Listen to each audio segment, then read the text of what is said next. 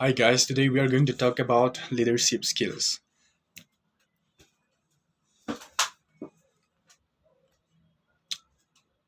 So let's begin. When we talk about a leader, there are two types of leaders that I can presume today.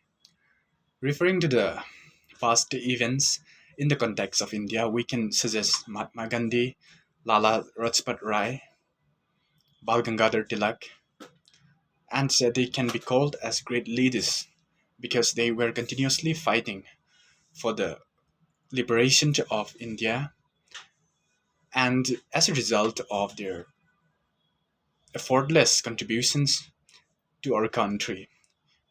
After years, we are now able to access the different world, we should say, because it is very important to note that the way we perform our will and how we are independent, how we are free to do whatever we want. And all this can happen due to the struggles and selfless efforts of our freedom fighters. And for instance, education. During the time of British rule in India, the Indians were not given the privilege to access to education, and also regarding shops and industries, they were treated like animals. And also last week I have seen a photo which displayed an Indian child pulling a cart, and a guy who is the son of who is the child of who is the child of the British, and sitting there on the cart which was pulled by the Indian boy. So seeing that picture, I think I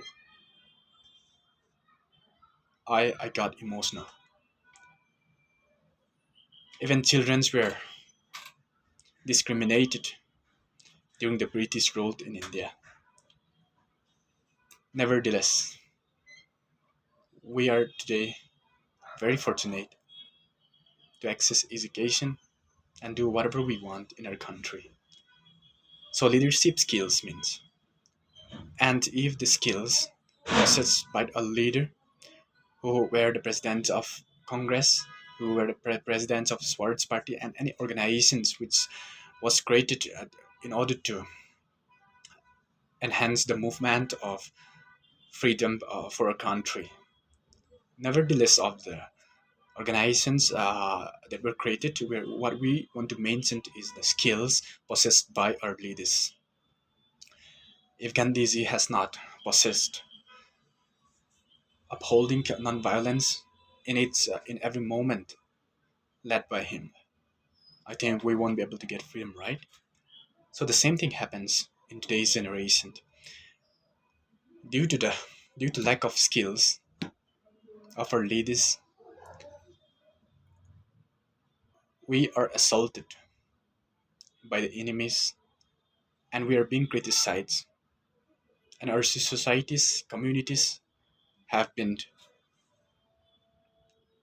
narrated into different kinds of abominable nomenclatures. So how these are happening?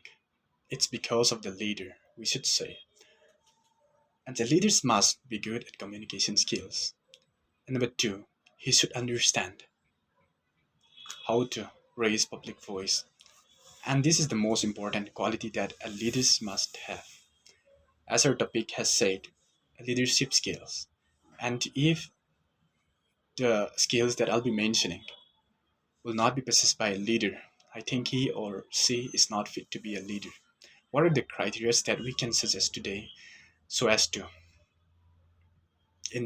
so as to elect a good leadership in our society as a whole? An individual or a leader must have a sense of humor, because without this, if you are serious when dealing with every situation you won't be able to handle or address the situation, and you should not be able to fulfill the interests of the public, the welfare of people. Number two, leaders must learn different languages which are important in the region.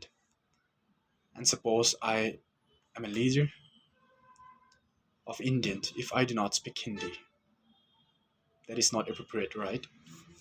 So leaders must be well composed of communication skills. When he has to deal with people from different backgrounds or different community, he should be able to speak Hindi and English at least.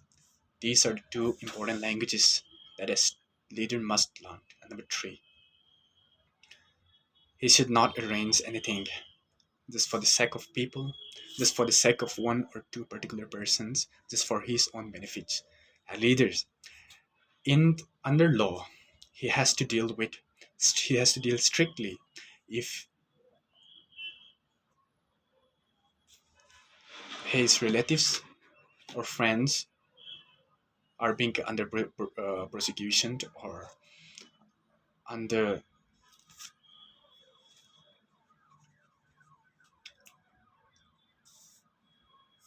under mistakes. And the law must be upheld by the leader, because this law can bind everyone together. The poor and the rich should not be differentiated based on the law. If he or she makes any mistakes, be it rich or poor, a leader must decide. Direct, strenuous action must be taken to both the prosecutors or